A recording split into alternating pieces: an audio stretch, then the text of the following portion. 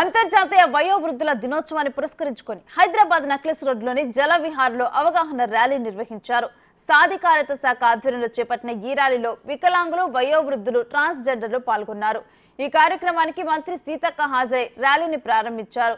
వృద్ధులు భారం కాదు, మన బాధ్యత అంటూ ప్లకార్డును సైతం సీతక్క ప్రదర్శించారు. వయోవృద్ధుల సంరక్షణ అందరి బాధ్యత అంటూ ప్రతిజ్ఞ చేయించారు. వారి శ్రేయస్సు మరియు సమాజంలో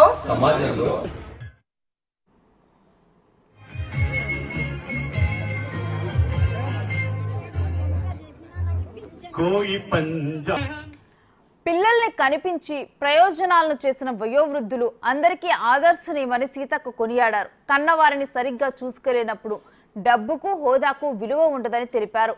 పిల్లల భవిష్యత్తు బాగుండాలంటే తల్లిదండ్రుల బాగోగులను చూసుకోవాలని చెప్పారు. ఆస్తుల కోసం తల్లిదండ్రులను హత్యలు చేయడం బాధాకరమని ఆమె వాపోయారు. ప్రతి జిల్లాలో ఓల్డేజ్ హోమ్లతో పాటు డే కేర్ సెంటర్స్ పెడుతున్నామన్నారు సీతక్క.